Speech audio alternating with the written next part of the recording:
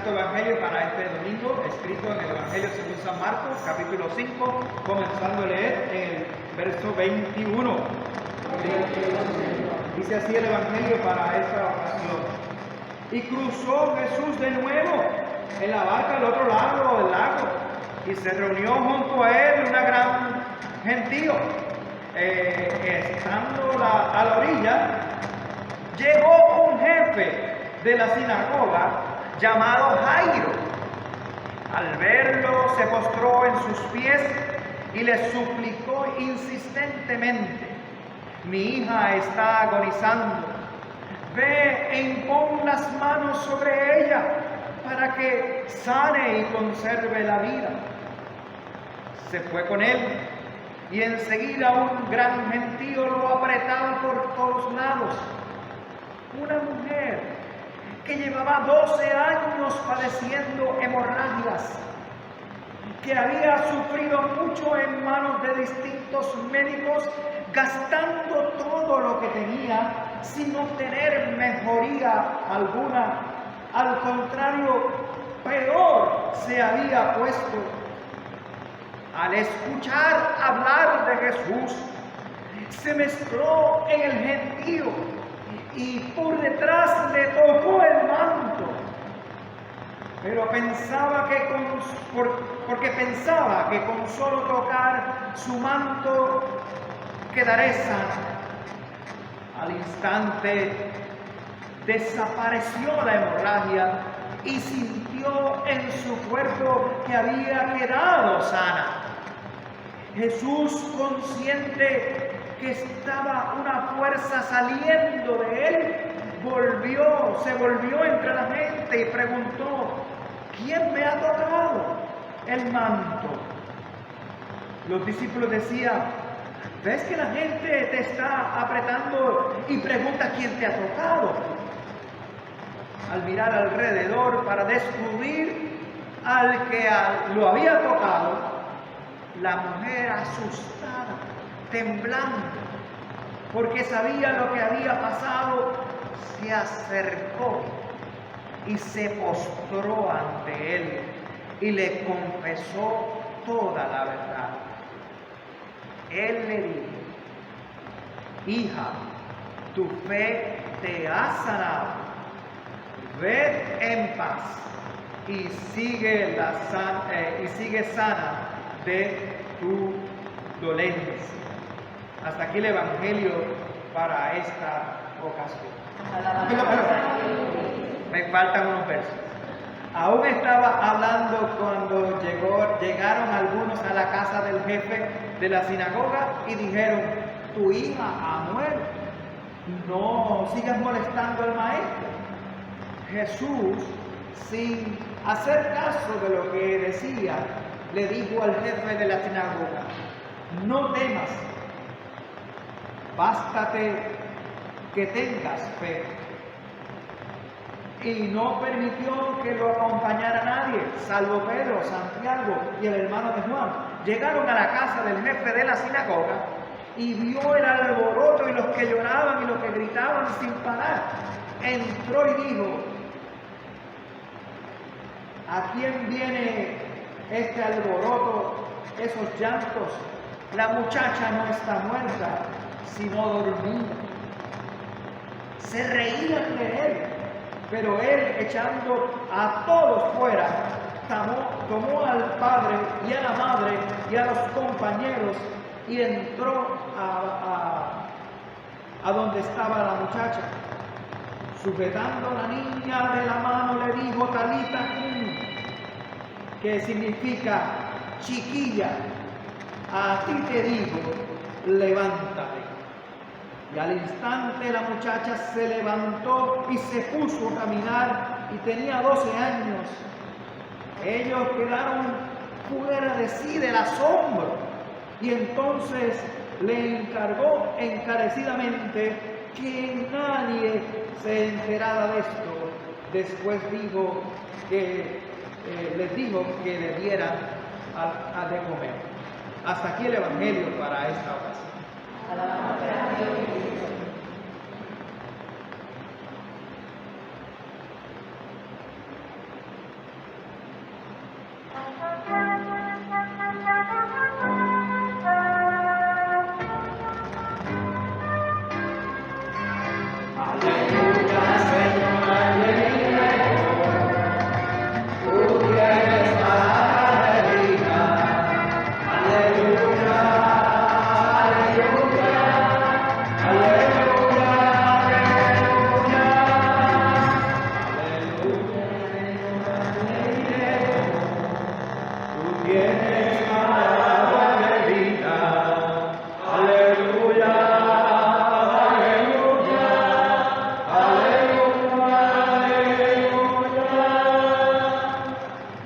Gracia y paz de Dios y de Jesucristo nuestro Señor y nuestro Salvador.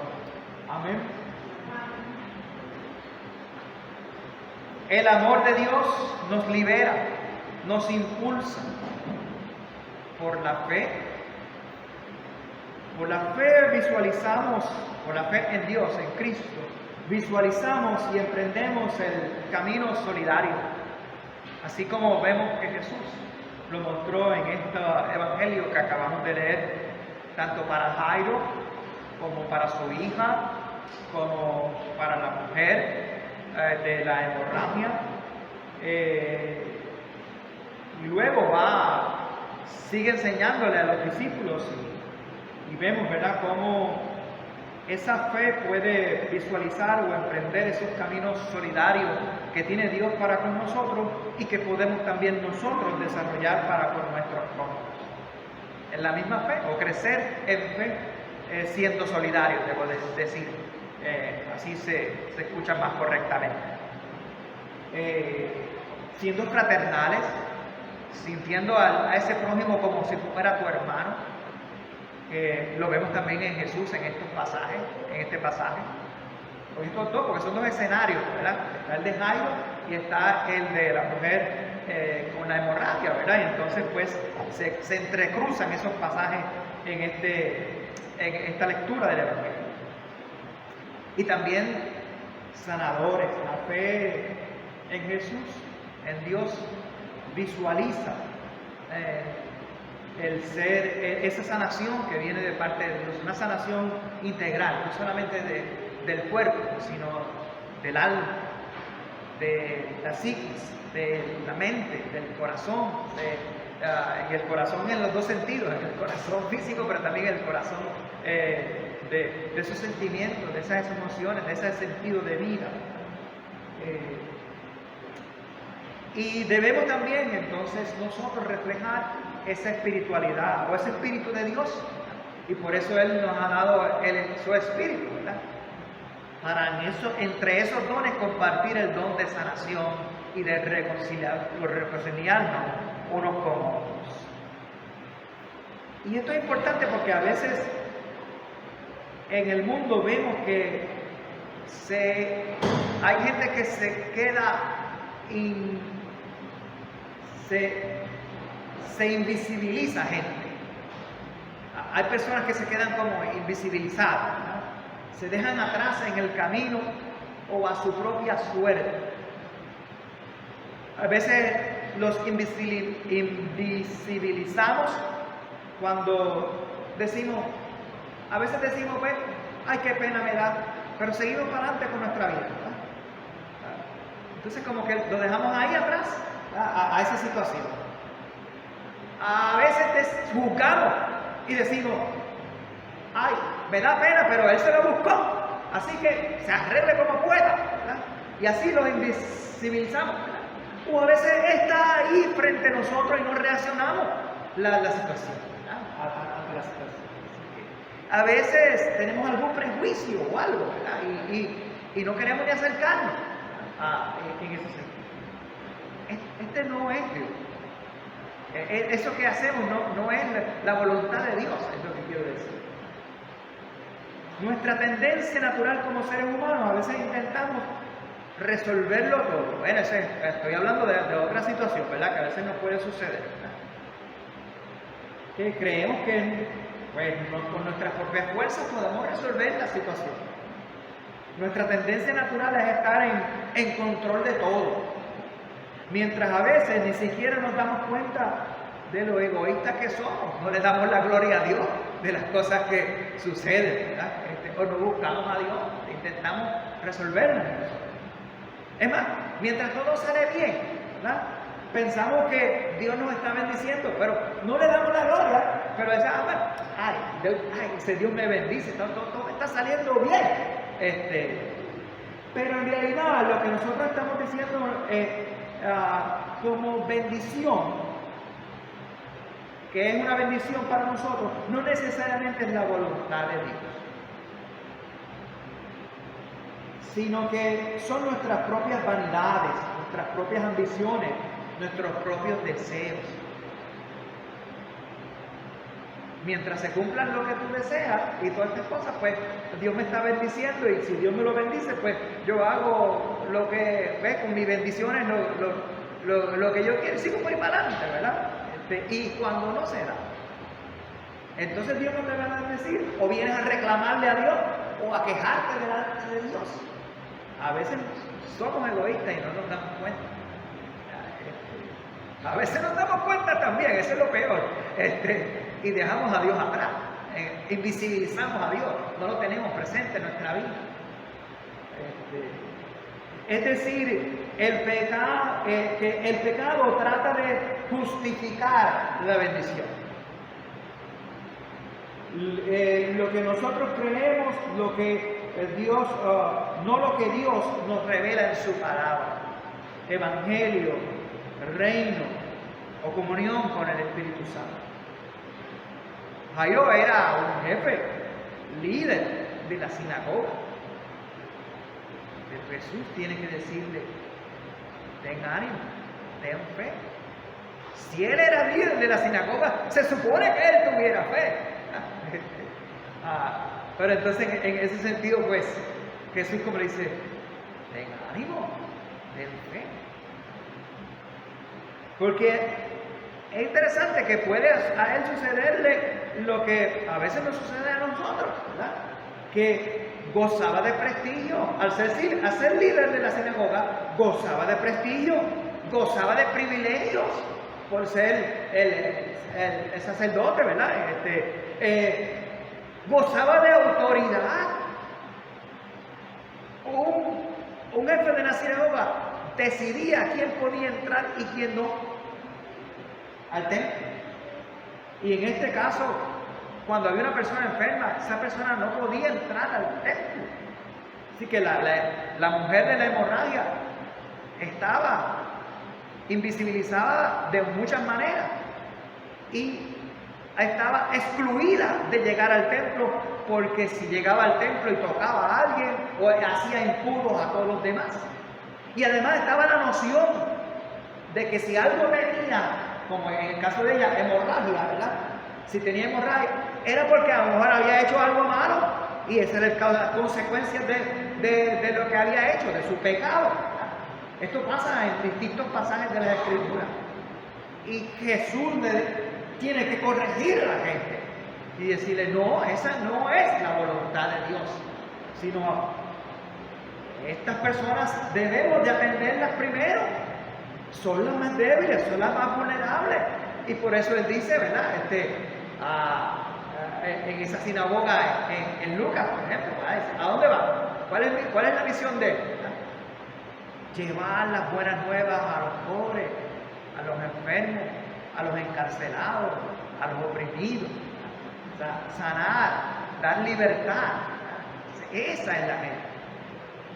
Así que no hay que juzgar a la gente, sino tener misericordia y en el nombre de Dios atenderlos, acompañarlos, sanarlos, reconciliarlos.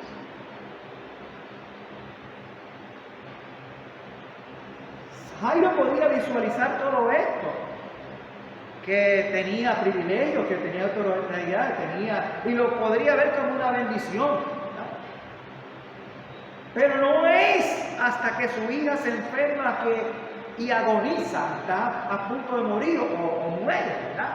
Hay un debate entre eso, pero lo importante es que lo que vamos a ver, ¿verdad?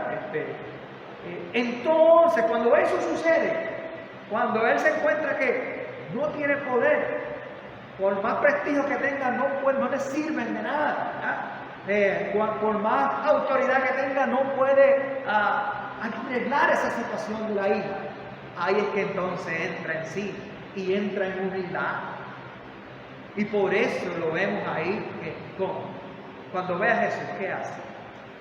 Se postra delante de Jesús. Empieza ese proceso de arrepentimiento en fe, de fe para con Dios por medio de Jesús. Contrario a los valores del mundo, sin Dios, Jairo se deja por perdido lo que él creía que eran las bendiciones, entre comillas, vamos a poner, ¿verdad?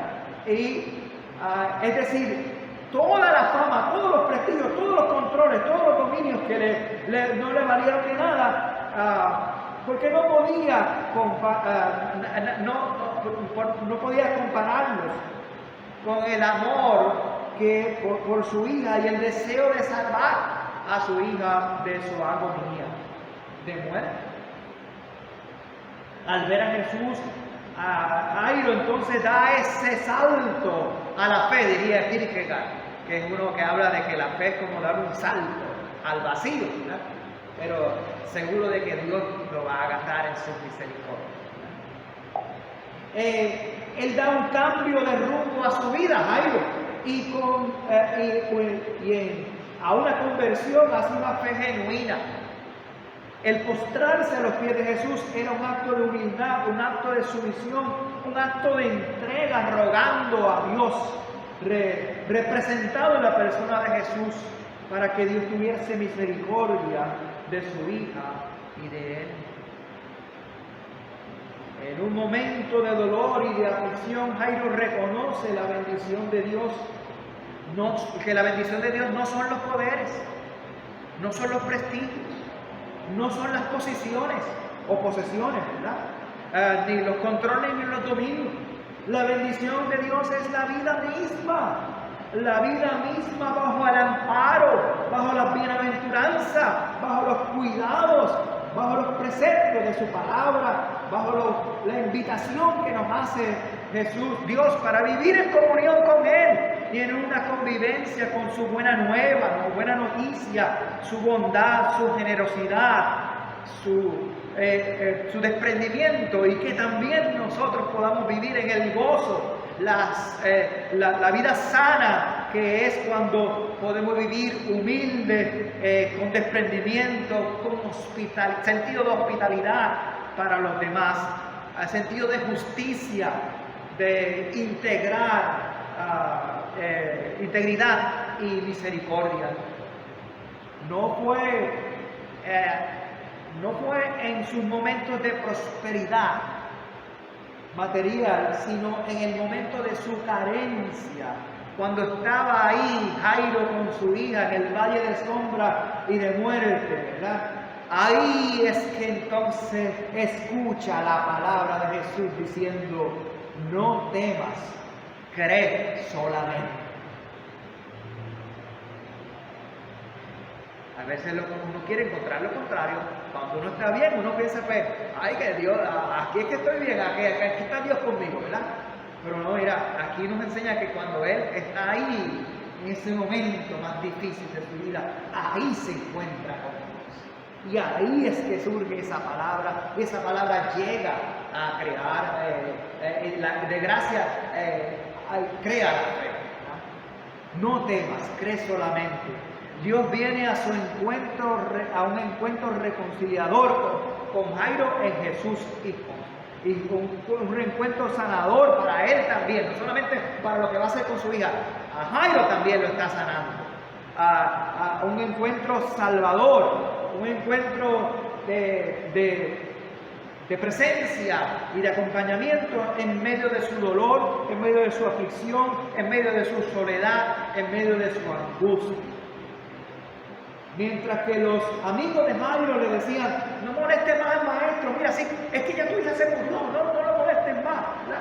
Mientras otros se resignaban solo a llorar la muerte y decir que era una muerte dolorosa y injusta, ¿verdad? Jairo ya recibía la fe. Algunos hasta se reían de Jesús, ¿verdad? Lo vemos, ¿verdad? Cuando llega allí, ¿verdad? Porque Jesús le dice: ella duerme, no está muerta, ¿verdad? Entonces ellos hasta se burlan de eso.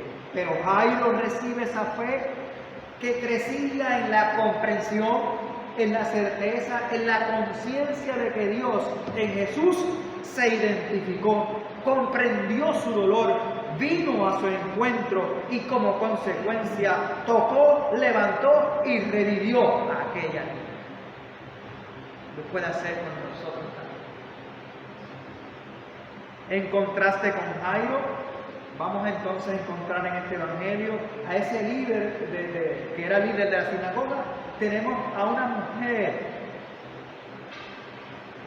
pobre, porque había gastado todo lo que tenía en médicos para curar su hemorragia y no había podido ser, ¿verdad?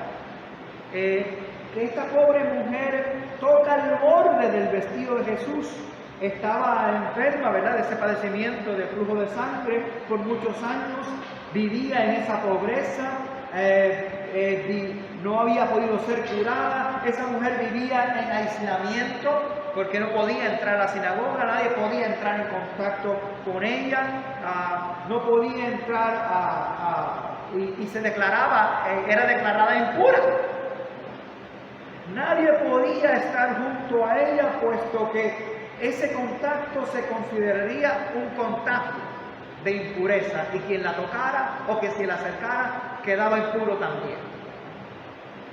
Esta mujer comienza a dar un salto de fe, ¿verdad?, al oír hablar de Jesús. La palabra viene por el oír, la fe viene por el oír de la palabra de Dios en Jesús. De su proclamación escucha de las obras misericordiosas o sanadoras, liberadoras, ¿verdad?, que estaba haciendo Jesús. Y por eso se atreve, se corre el riesgo de los rechazos, de la marginación, porque si la multitud la reconocía, ahí la podían sacar, ¿verdad?, de donde estaba. Pero ella se inmiscuyó entre la gente, ¿verdad? Y se corrió el riesgo de mayores rechazos, de mayor marginación, de adversión, repulsión de la gente, ¿verdad? Pero ella sigue adelantándose entre la multitud, diciéndose a sí misma: si tan solo tocare las ropas de Jesús o el borde de su vestido, sanaría. Inmediatamente después de tocar el vestido, aquella mujer experimentó la bendición, la gracia de sanación física, porque la hemorragia se secó, se detuvo la hemorragia. En el mismo tiempo la mujer recibe una sanación emocional, psicológica, no solamente su cuerpo, el que ya no tenía o se detuvo la hemorragia, sino que esta mujer también estaba liberada, ¿verdad?, de su aflicción, de su angustia de tantos años. Jesús, sintiendo que el poder salió de él, va en su búsqueda. ¿Qué persona le había tocado, ¿verdad?, entre la multitud?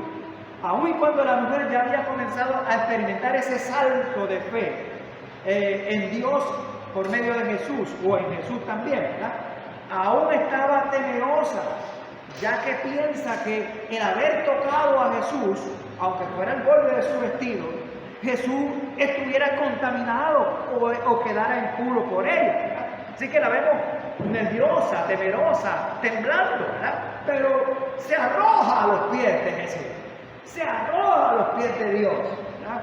Pide por misericordia, ¿verdad? Clama a Dios, muestra la humildad, muestra ese clamor: Señor, ten piedad de mí. Pero muy lejos que Jesús se contaminase, Jesús demuestra la soberanía de Dios en la persona, en su persona, como su Hijo.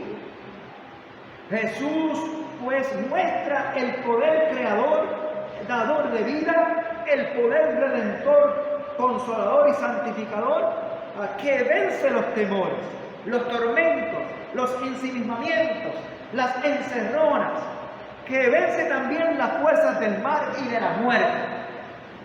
Eso es lo que demostró Jesús a ese Dios, Padre, Hijo y Espíritu Santo, actuando como creador, como dador de la vida, como liberador, redentor y como consolador y santificador.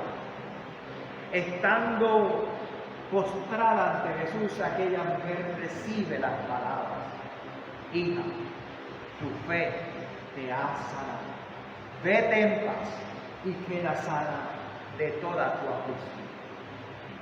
La curación física, la curación emocional, psicológica y mental ya la habíamos mencionado, pero ahora se suma la reconciliación. sana, seca, ya sin hemorragia, podía volver a la sinagoga. Ya ahora sana, podía la gente relacionarse con ella, podía volver a su familia, a su casa, podía volver a relacionarse con sus vecinos, tocarlos y que la tocaran, ella abrazar y que la abrazaran también a ella. ¿Verdad? Todo eso es sanidad. ¿Verdad? Y más allá, la sanidad espiritual, ¿verdad? Esa relación de comunión con Dios. Por eso le dice, tu fe te ha sanado. La fe en Dios, y tiene comunión con Dios, y que llegó por medio de Jesús. Termino diciendo, de la misma manera que tanto Jairo como la mujer fueron dos personas que estaban sufriendo y quienes él podía ayudar, de la misma manera entre la multitud de los seres humanos en la tierra de Dios, Dios se acuerda de cada uno de nosotros. Dios se acuerda de ti y viene a tu encuentro. Él quiere que tú le toques y que te acerques a Él, le encuentres, veas el encuentro de Él para con nosotros en la cruz y en su resurrección, con esa mirada de fe para que Dios conozca nuestras debilidades, necesidades, nuestras vulnerabilidades, nos sane, nos salve con su gracia y con su amor. Y así pudiéramos entonces cantar como el salmista, ¿no? Has cambiado mi lamento en baile.